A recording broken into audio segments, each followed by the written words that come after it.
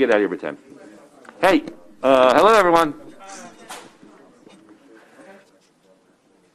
Good morning.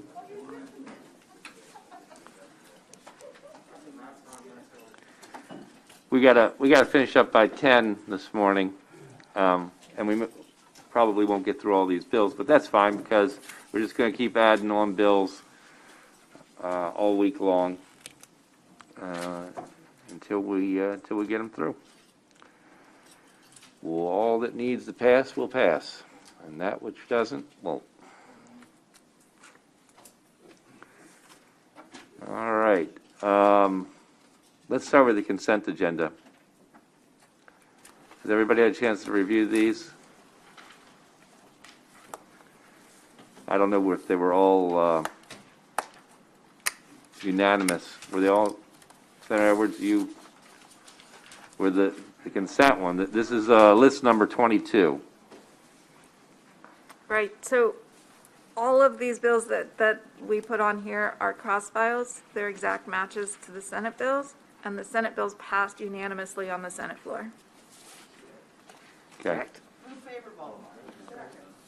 Did you have a question? Yes? Separate a bill out. Okay, sure. Mr. Chairman, House Bill 113, 113. Board of Revenue Estimates, so I can take the rule. Okay. All right, so on all of the bills except for 113, all those in favor? Okay, unanimous. Senator Peters. I see some income tax tractions on here. You do. So, are we free and clear? We're moving. But we're passing them. We're past them for Okay, now. Thank Yep. you, Mr. Chairman. Yep. Okay. On 113, all those in favor? Everyone, and Senator Zucker takes the roll.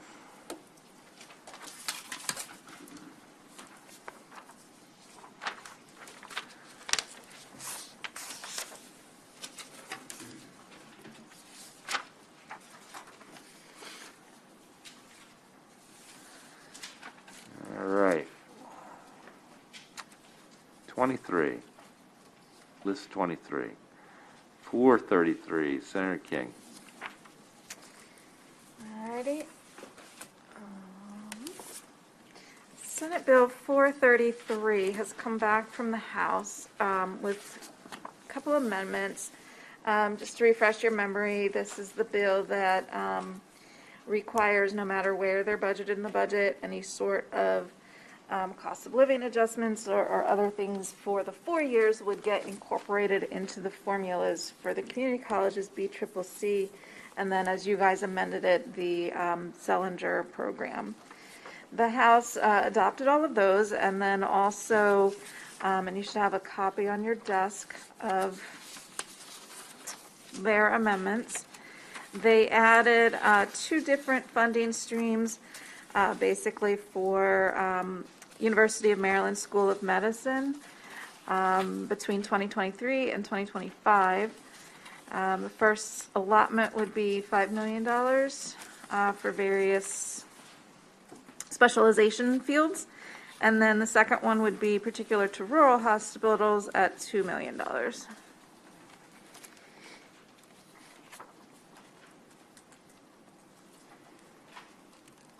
Folks heard about this?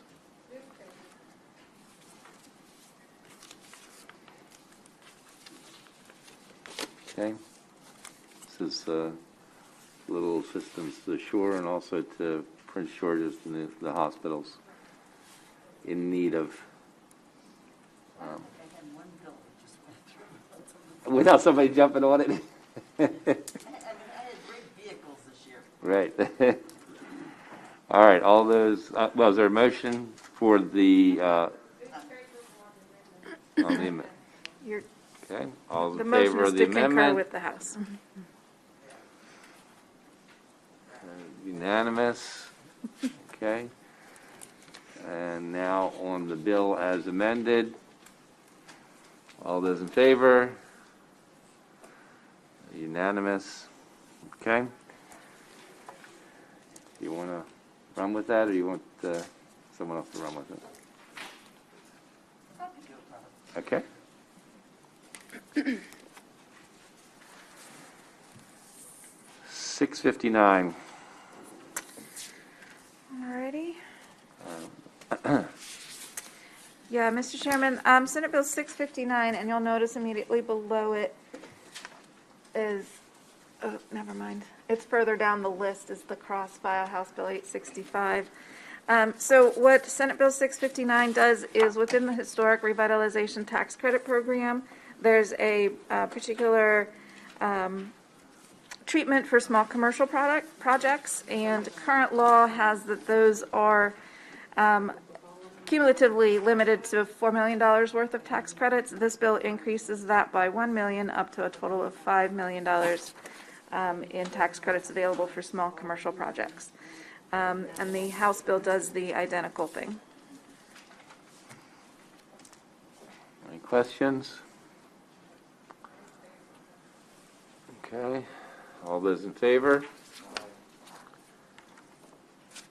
Okay, and all those in favor of 865, which is the same thing.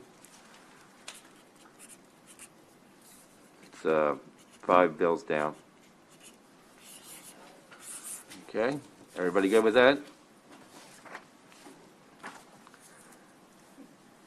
All right.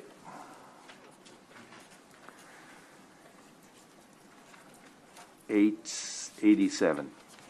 All right, Senate Bill 887, and again here you also have the cross-file in House Bill 1137 at the bottom of the page.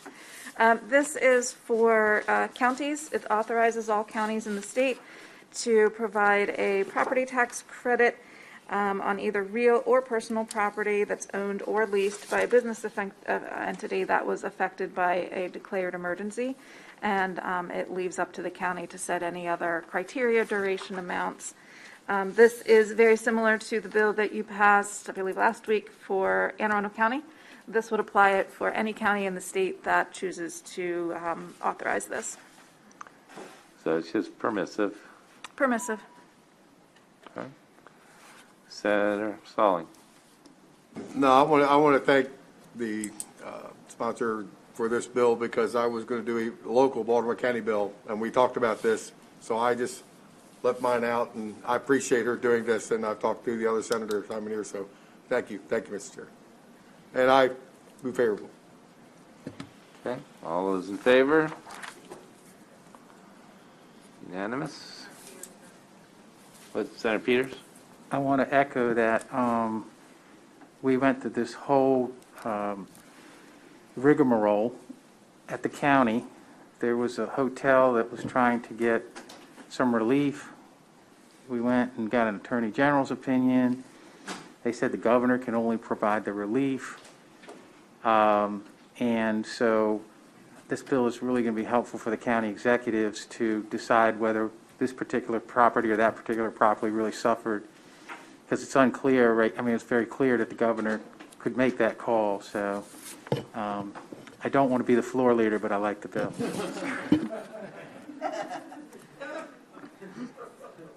I think Senator Stallings loves the bill so much, he should be the floor leader. I want to take the glory of it. Look at everybody being so magnanimous. There really is so much love.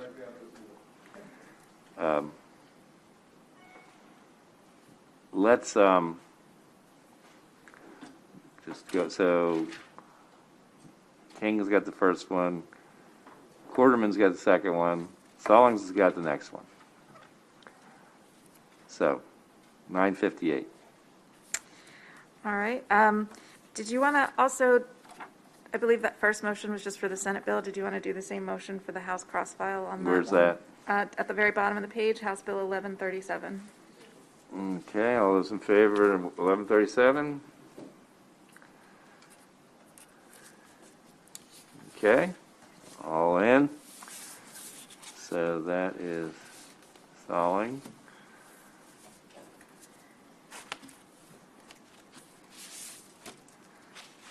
Okay.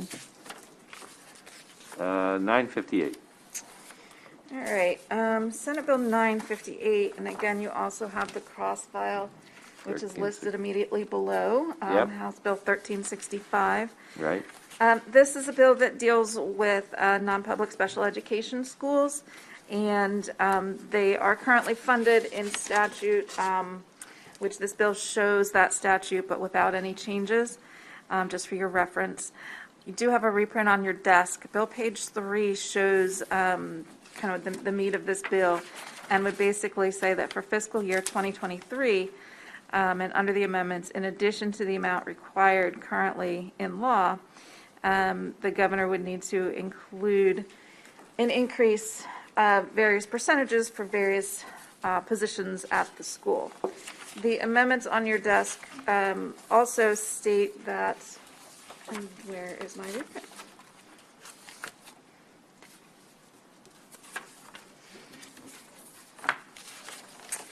What the amendment does that you'll see is basically saying that instead of having it be a general fund mandate, it would instead, these amendments switch it to authorizing the use of any unexpended appropriations from prior years, which there have been some fund balances under this program, to use those, encumber those, and use those to pay for the required increases in salaries. Are the amendments in the reprint? Yes. No. Okay. Bottom of page 3, Okay, I got it. from the unexpended Yep. appropriation. Got it. Very good. As amended, all those in favor? Unanimous? Senator Zucker? Got those two.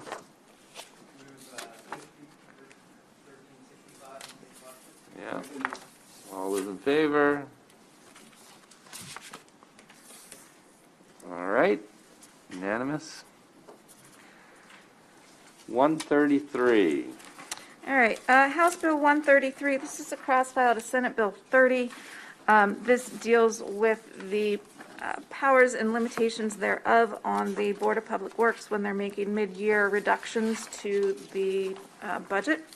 As passed, this, you guys did some amendments on Senate Bill 30 to clarify that it's 25% of the legislative appropriation, as well as switching it to 7 calendar days. The House bill did not have the first of those two amendments, so this is the reprint before you has the amendments necessary to conform this to Senate Bill 30 as it passed the Senate floor.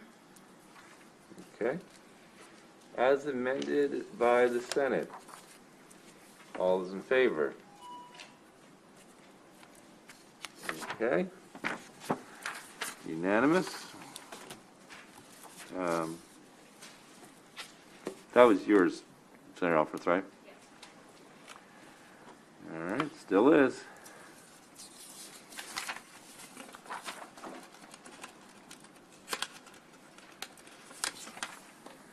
We're just moving along, aren't we? An agreeable bunch of folks. All right, 1301. All right, House Bill 13101 is also a cross-file to Senate bill, which passed unanimously. However, this one needed the same technical correction that the Senate bill one had, which is just clarifying that the calculation for the hotel room receipts taxes that would go to the Visit Baltimore entity would be calculated on a 3-year rolling average. And this is a city bill, right? This is the Correct. delegation bill, and I know Senator McCray loves this bill, so let's vote on it. All those in favor as amended, as we did in the Senate bill. In favor? Unanimous. Senator McCray, who likes the bill, will take it to the floor.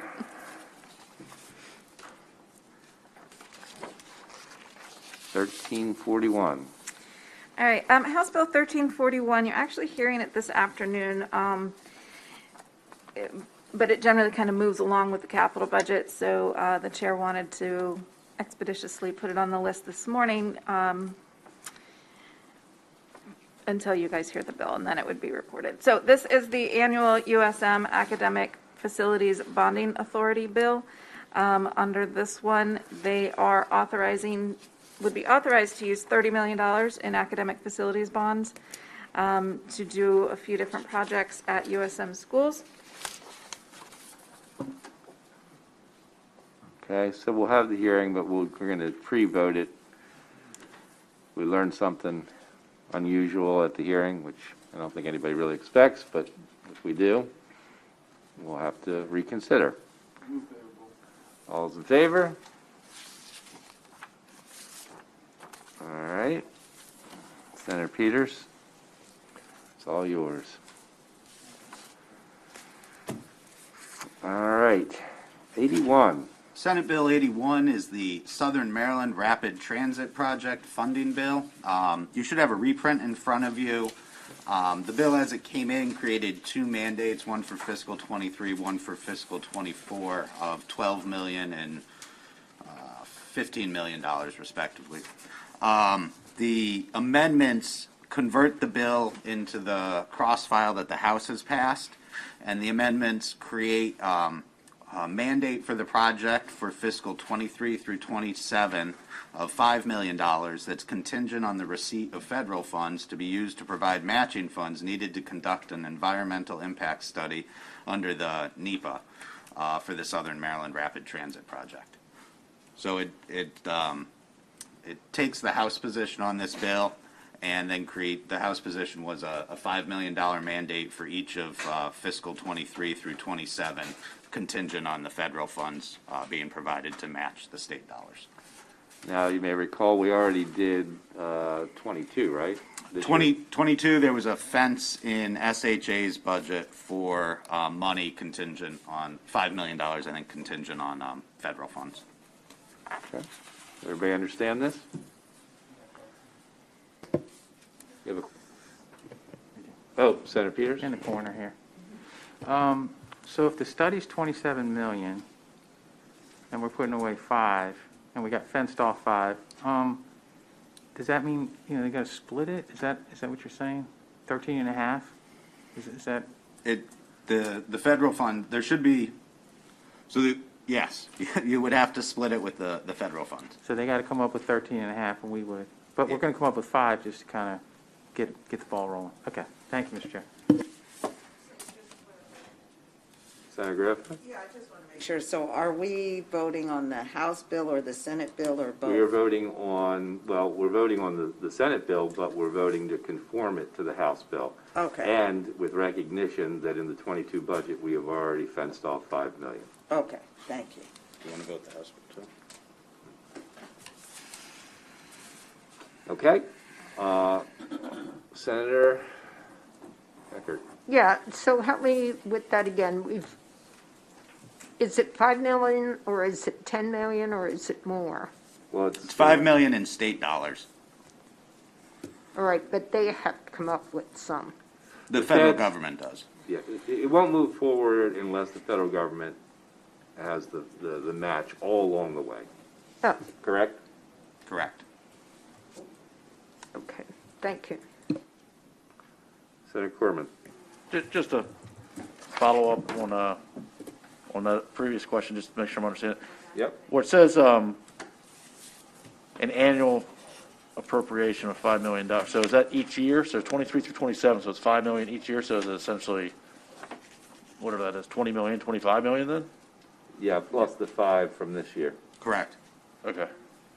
which that in turn generates enough money, I guess, to do The study. the study that they're looking to do.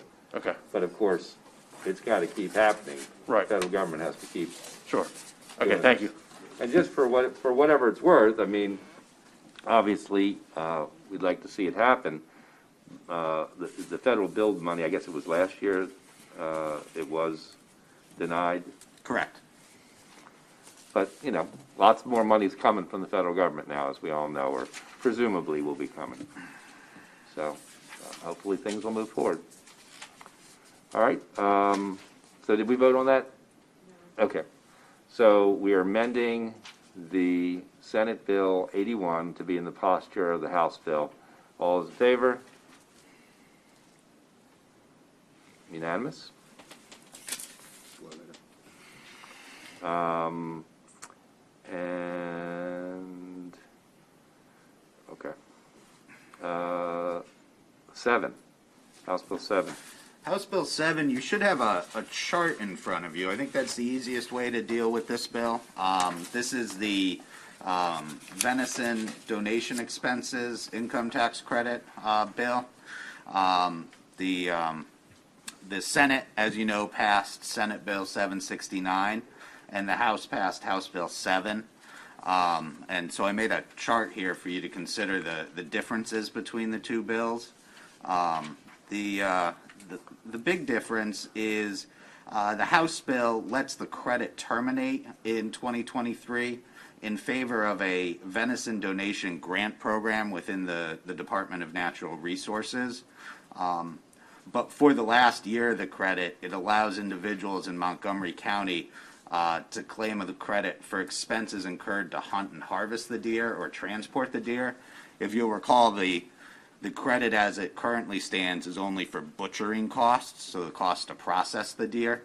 The amendments to the House bill allow somebody in Montgomery County to claim the expenses for hunting and harvesting and transportation. The Senate bill increased the amount of the credit from $50 to $75 per deer, and it capped the amount an individual can claim each year. It increased that from $200 to $600 each year.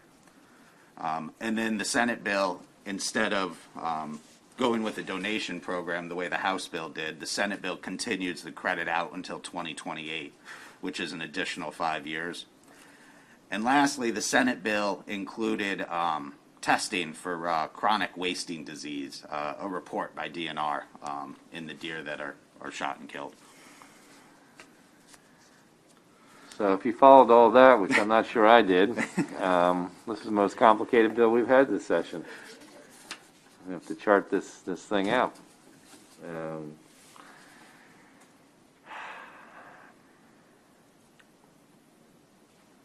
All right, let's just go down the list.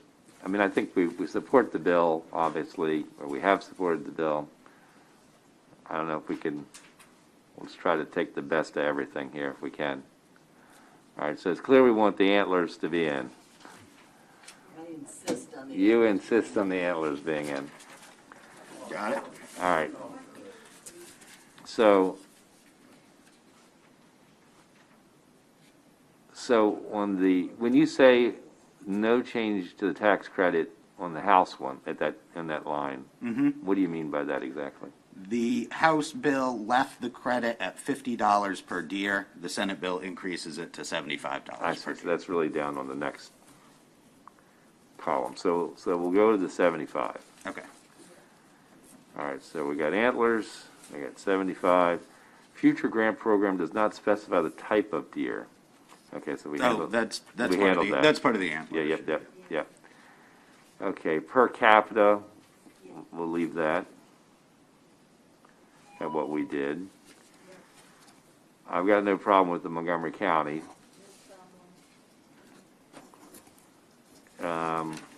Credit termination.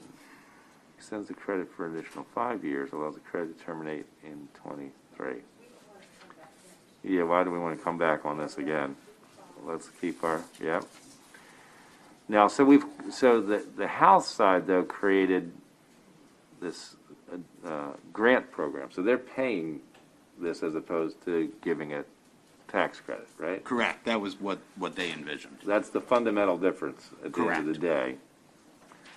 All right, Once you so take okay, your- we want to know about the wasting disease, yes? Yes. Okay. All right, so the only question is that credit of $75 and then up to individual 600, is that a tax credit or is it a grant? Is that accurate? Correct. Do you want to structure it as a grant program or do you want to structure it as a tax credit? And it's the same but it's the same amounts of money they had? No, the bill just directs the DNR to create the program, and it's silent as to the amounts. Okay. And it also doesn't include a mandatory appropriation, so it would be subject to the program being funded. Okay. So I think this is, this is an example of what was starting to happen everywhere, right? And we still may have to deal with some of this, coming back with some amendments on some stuff to push things out a year or try to make it at least not mandatory in '23. And I assume that's what went on here and why they went with a grant program instead. Senator Eckert? We already have an existing program that's working, correct? And we're Yes, just, it offers $50? The tax credit. yes. I guess, so I would go for making the modifications, bringing it together, and passing it as a tax credit for now until we can't do that. Just I'm because fine with it for now. Just because it's already working in place, rather than creating a whole other program and Yep. leaving it up. It's mechanically awkward, I think. Thank you. Yep. Senator Elfreth? Thank you, Mr. Chair. I've been working with my county executive on similar issues here in Anne Arundel. I would say the tax credit isn't as effective a policy tool just because it creates another thing for the hunters to do at the end of the tax year and to file, whereas a grant program would be a more direct injection of funds, particularly during this pandemic. So in terms of the right policy tool to actually influence people to do this, I would argue a grant's the better way to go, but I understand Senator Eckert's point that for us to create a whole new grant. How does it get paid? How would, in their plan? How, I mean, like, when do they, when is the $75 handed to you? In the grant program, Uh-huh. it would be, and it's not set in stone that it would be $75, but it looks like they run it through counties, municipal corporations, or organizations that are 501c3s to provide grants to hunters. So it would be up to those locals or nonprofits to set up the grant program and figure out how it works. Yeah, I mean, I guess you lose a little accountability control on that if you're handing it out that way. I mean, that's sort of the possible downside of that. Mr. Chair, I don't want to suggest that we have a work group on venison tax credits in the future, but I think this is an issue that I'm not sure the tax credit is the right policy tool to actually influence behavior, but I don't know if we have enough time to get this right now. Senator? How much money is involved right now in the tax credit? The fiscal note didn't estimate it. It was an insignificant amount of money is what the fiscal note said. I kind of thought it might be, and it seems to me, just never having thought about this before, that the tax credit is much more efficient. I mean, we have a system set up for people to file taxes, for people to get tax credits. Setting up the mechanics of a grant program is going to cost more than $75 a deer. It strikes me as, anyway, that's my reaction to it, given the scale. Yeah. Senator Eckert? Butchers like it. But I hear what the senator from Annapolis is saying, and maybe what we do is pass it, but then add that there's a work group, take a look at it. I mean, you can do that as well, or track it, because I think this has been problematic. I believe it's been problematic since it started. Sometimes there's no money, sometimes there is some money, sometimes it doesn't get fully implemented. So that's why the changes have been proposed, because it has been working, but they wanted to build in incentives to make it work better. So I don't see why you even couldn't do an informal work group to look at that and gather more information, but I think the tax credit's more efficient right now. Okay, so why don't we cut the years to just 23 and 24, do work group led by Senator Eckers and Senator Alfred.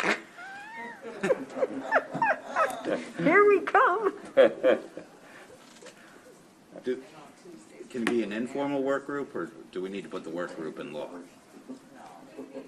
Okay. What's that? We don't need to. No, we don't need to do that. Okay? Everyone understand what we've done? We've really, all that we've done is we're accepting our bill, changing our dates to 24, and we're accepting the Montgomery County provision from the House bill. Okay? Everybody good with that? That's the amendment. All those in favor of that amendment? Okay, everybody. And now on the bill as amended, all those in favor? Look at that, we did it again. Very agreeable people. House Bill 319 is the Local Tax Relief for Working Families Act. This is the, Who did that bill last time? George? Yep. You good with that?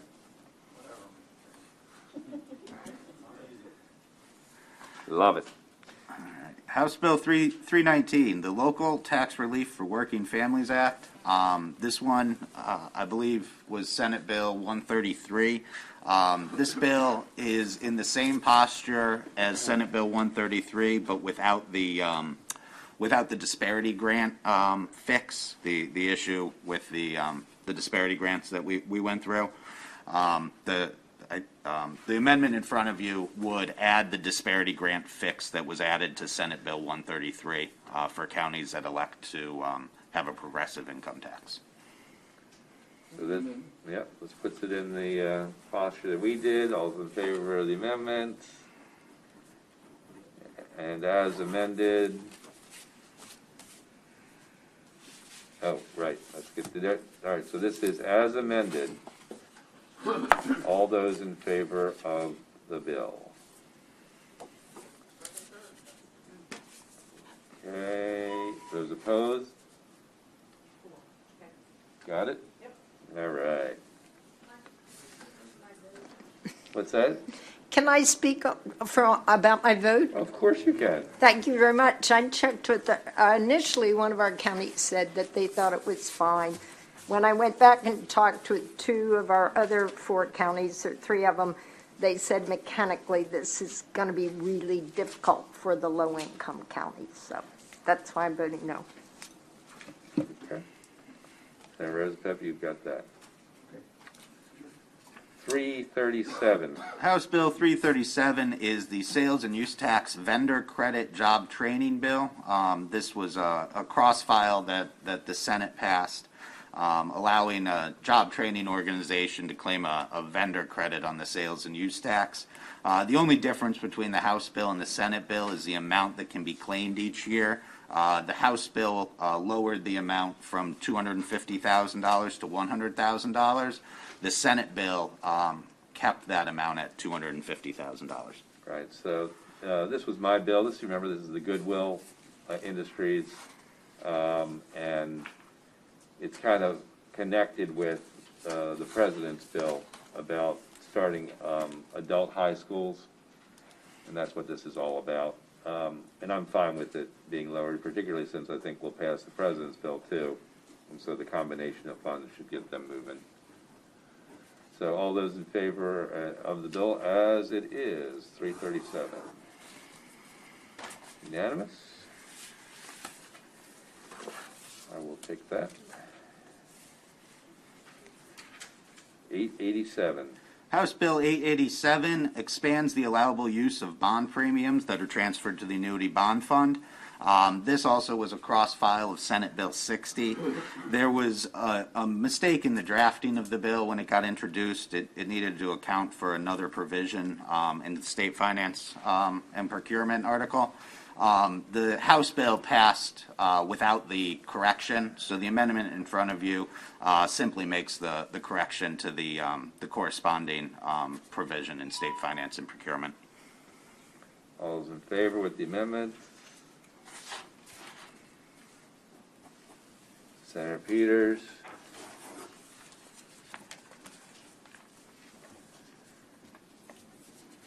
Okay. 894.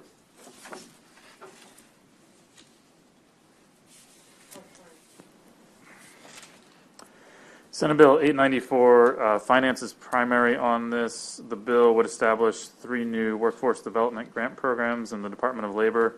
The programs have associated with them funding requirements for fiscal 21, 22, and 23. You should have a reprint before you. The reprint consists of amendments from the Finance Committee.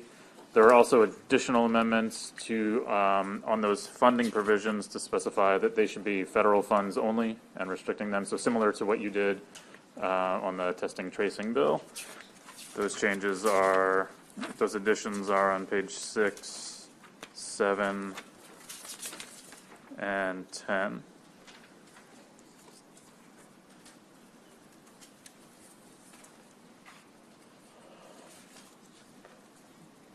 Okay. All those in favor of 894 as amended, your hand.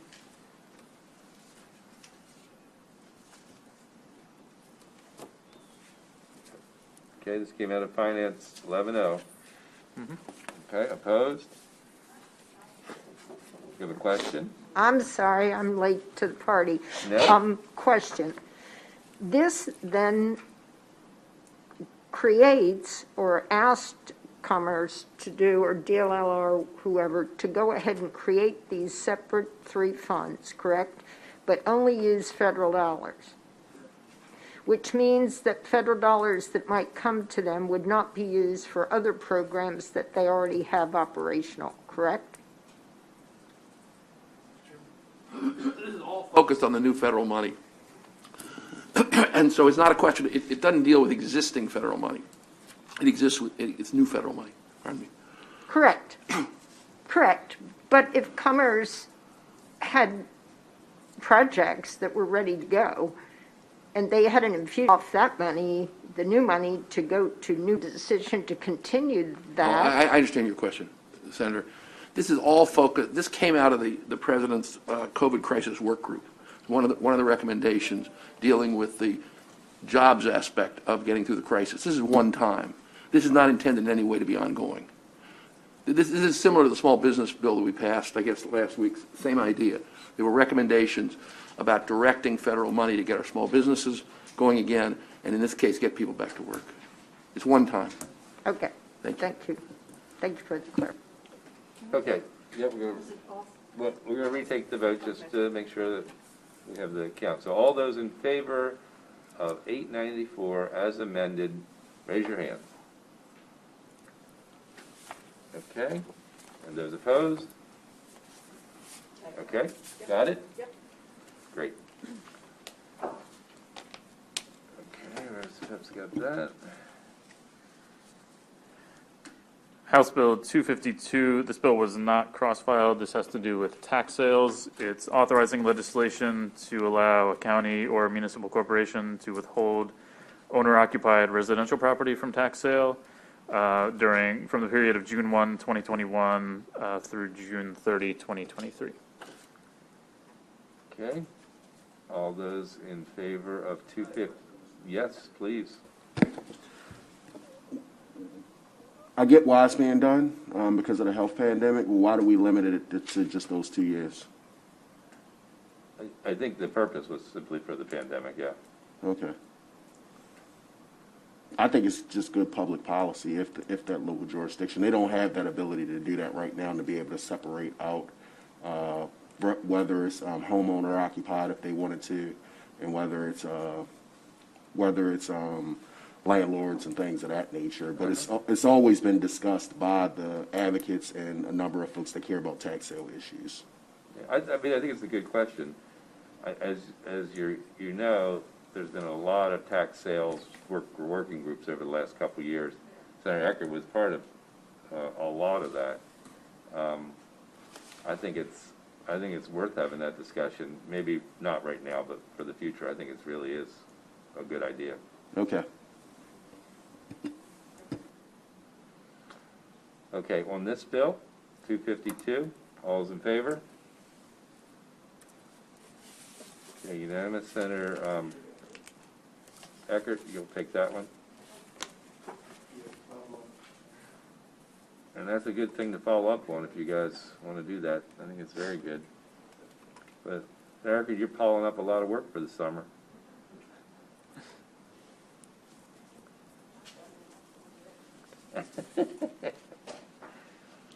All right, 463. House Bill 463, this is the cross-file to Senate Bill 172. This is the Health Equity Resource Communities Bill. You should have a reprint on your desk. The reprint conforms the House bill to the Senate Bill 172 as passed by All B&T right, Finance. so all those in favor of amending their bill as is if our bill, which we passed the other day, all those in favor? Unanimous? Senator Griffith? 1086. House Bill 1086 is the Maryland Tax Credit Evaluation Act alterations. The bill repeals the Tax Credit Evaluation Committee and reestablishes a more DLS-driven tax expenditure review process. So it's not going to be just focused on tax credits now. It's going to be looking at expenditures, so subtraction modifications and deductions and exemptions. DLS will conduct the evaluation of the state tax credit or exemption or preference at the request of various entities. The request could be from the Chair of Budget and Tax, Chair of Ways and Means, at the direction of DLS management. So basically legislative-driven entities. And it does continue the process of tax credit evaluations, but it gives DLS the flexibility of determining how those evaluations are going to be done over the next 10 years. So every credit that it costs the state more than $5 million and is primarily claimed by business entities will continue to be evaluated, but it will be evaluated every 10 years, and DLS will annually publish its list of what credits are going to be done in which years, and that's going to be done in consultation with the Chair of Ways and Means and the Chair of Budget and Tax. And I think that's it. The high view of this bill is it's taking what was the tax credit evaluation process and moving it back into more of a DLS-driven process at the direction of leadership and the chairs of the tax committees. Okay. Yeah, the reason, and we've talked about doing this for years, it seems like, and we got a lot of pushback at the time from businesses who are looking for investors, and the investors kind of being worried about whether that tax credit is going to continue or not. So I just want to be sure that we're going to keep going through with this, through the process, and that, I mean, it shouldn't, the way it's written right now, I don't think it's as threatening to any kind of an investor. I mean, I certainly don't think it's any more threatening than the process we currently have. Would you? Yeah, Would you agree with that, Matt? Yeah. Is it, or? I just. Yes. It repeals the tax credit evaluation committee, so you're not going to have a committee of legislators making recommendations on a tax credit. This would be a DLS report that's going to be coming to the I think that's a legislature better idea. for them Okay. to consider further action. Was that the legislative committee? Did they have a requirement how often they had to? They do have a requirement in statute for the process. Unfortunately, there hasn't been. For instance, there is only one. The committee hasn't been hasn't had members appointed to it in recent years. So I think Senator Peters is the only Senate member of the committee right now. You have done such a good job. They were eradicating the committee. Senator Eckert. Thank you very much. Just a couple of comments. Years ago, we did the small benefits review process, remember, in small group, which meant that every time somebody would ask for a mandated benefit, it would be evaluated before it could be introduced. Will this committee review new tax credit recommendations for its impact in advance of passing it? That's one question. And then the other question is, will it set up a system like we have our audit schedule? So periodically, each set of tax credits or subtraction modifications would be reviewed, and then a report given on, the cost implications and the impact, et cetera.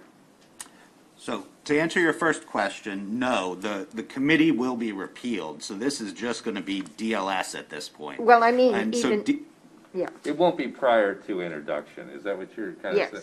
yes. Yes, DLS will still review the bill when it gets scheduled for a hearing, but DLS will not be reviewing the bill prior to introduction. And with regard to the audit schedule, it's similar. This is going to have DLS establishing a 10-year plan for evaluating tax credits that exceed $5 million in fiscal impact and are primarily claimed by business entities. And so DLS will publish that 10-year plan in consultation with the chairs of Ways and Means and Budget and Tax. And then annually, DLS will review that plan. So if there's a credit that all of a sudden there's problems with it and it's in the news and legislators are interested in it, DLS will have the flexibility to revise that plan that's posted and move that credit up in line so that we can so that the reports you have will be more relevant to what's going on in the state. And we'll have a fiscal impact, correct? Right. It'll be limited to the automatic credit reviews will be limited to credits that have an estimated fiscal impact of more than $5 million. Correct. So not the venison type tax credits. Right, I hear you. Thank you. Okay. Senator Zucker? Thank you. I was just going to add, if it's in DLS's hands and it's in good hands, I'd move the bill favorable. All right. All right. All those in favor of 1086? Okay, unanimous? I'll take that one. 1336. 1336, this is a pension bill. It's a cross-file to Senate Bill 761. This is the bill dealing with the Alcohol Tobacco Commissioner, Executive Director, and then the adding the State Retirement Agency Executive Director to the immediate vesting. The House did not include the reporting requirement that you all had on your bill, so the amendments conform the House bill to the Senate bill as passed unanimously by the Senate. Okay, as amended, everybody? All in favor? Perfect. Senator Alford's got that, and I can't believe it. We made it through the list.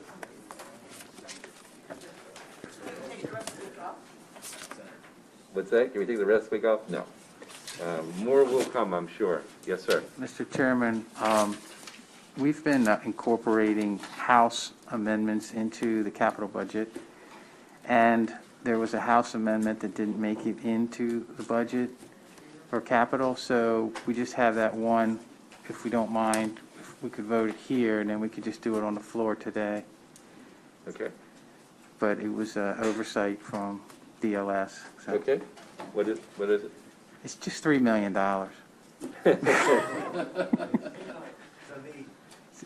Go ahead. I think The Matt amendment, you don't have the amendment in front of you, but it'll be a floor amendment. It takes $3 million from the DLS building and transfers it to the Comprehensive Flood Management Program, and then directs that the $3 million that's going to that program go to the Calvert Hills College Park Storm Drain Project. And then it increases the pre-authorization for the DLS building on the back end. So the money will come in for DLS in the out years. Very King? Okay, because I know there's some major discomfort over what was done with DLS last week, and it didn't go over well, so I just want to be sure they're covered. We're getting that building done. Okay. we will get that building done. They've got enough money for the first year for sure. Right. And we're waiving some things so they can move forward. And then, you know, we've got if the resiliency doesn't go through, half of that would go there, and we got pre-auth, so we should be fine. We might convey that message. Okay. It's on the floor today as an amendment, so. Okay. Yeah. Okay, all those in favor of the amendment? Unanimous? Okay, very good. All right, everybody, thank you, good work.